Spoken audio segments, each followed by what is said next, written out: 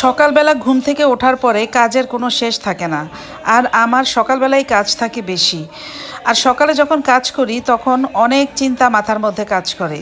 ভাবি আর কাজ করি, তাহলে মনে হয় তাড়াতাড়ি কাজ শেষ হয়ে যায়। আজকে ভাবছিলাম যে আমরা যারা মেয়েরা নিজের সংসার নিয়ে থাকি, নিজের সংসারটারে আপন করে নেই, সেটা কতটুকুই বা পারি। আসলেই অনেকটাই পারি।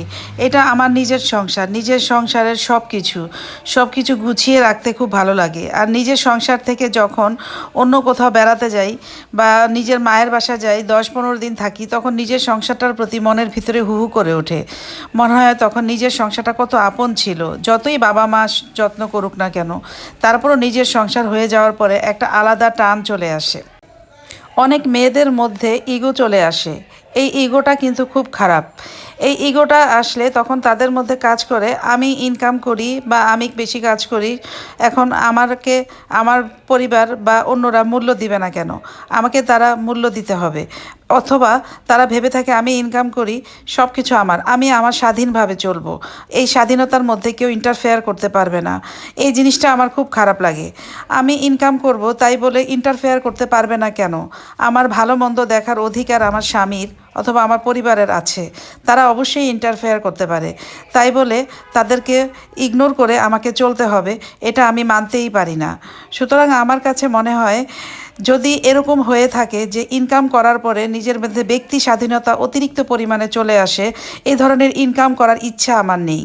আমি ইনকাম করব, আমি আমার স্বামী আমার পরিবারের কথা শুনবো, যতটুকু প্রয়োজন ততটুকু কথা অবশ্যই শুনবো। তারা তো আমার অন্যায় আবদার করবে না, তারা অন্যায় করবেও না, যে এমন কিছু বলবে না যে কথা শুনলে আমাকে বাধ্য হয়ে কথা শুনবো না। তাদের কথাগুলো অবশ্যই ভালোই হবে। যদি খারাপ হয় সেটা তো আমরা বুঝতেই পারবো যে তারা কেন বলছে। সুতরাং আমার মতে ইগোটা কাজ করা উচিত না। ইগোটা থাকলেই মনে হয় সম্পর্কের মধ্যে নানান ধরনের জটিলতা চলে আসে। এই জটিলতাগুলো ভালো লাগে না। আমার কিন্তু সহজ সাপটা জীবন খুব ভালো লাগে। সহজ সরলভাবে চলতে খুব পছন্দ করি আমি। এই যে বাচ্চাদেরকে নিয়ে স্কুল থেকে ছুটি হওয়ার পরে ওদেরকে নিয়ে রিক্সাতে উঠে বাসায় চলে আসলাম। বাসায় আসার পরে ভাবলাম যে কিছু করব, ওদেরকে নাস্তা বানিয়ে দিব। তবে ওরা আজকে যে টিফিনটা খেয়েছে ওদের পেট ভরা ছিল, তাই ওদেরকে আর আজকে বাহির থেকে বা ঘরে আমাকে কিছু তৈরি করে দিতে হয়নি। তারপর বাসায় যখন আসলাম, বাসায় এসে ঘরে ঢুকেই বুঝলাম যে কারেন্ট নেই।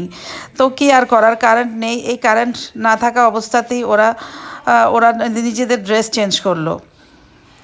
তাই বলি আপনাদেরকে, নিজের সংসারকে ভালোবাসুন, নিজের সংসারকে আপন করে নিন, স্বামীকে আপন করে নিন, পরিবার পরিজনকে আপন করে নিন, তাহলে দেখবেন সংসারে সুখের কমতি নেই। আর ইগোটা বন্ধ করুন প্লিজ। ইগোটা খুব খারাপ। ইগোটা আমাদেরকে পুরা ধ্বংস করে দেয়। ইগো খুব খারাপ জিনিস, আমি এটাকে একদম পছন্দ করি না।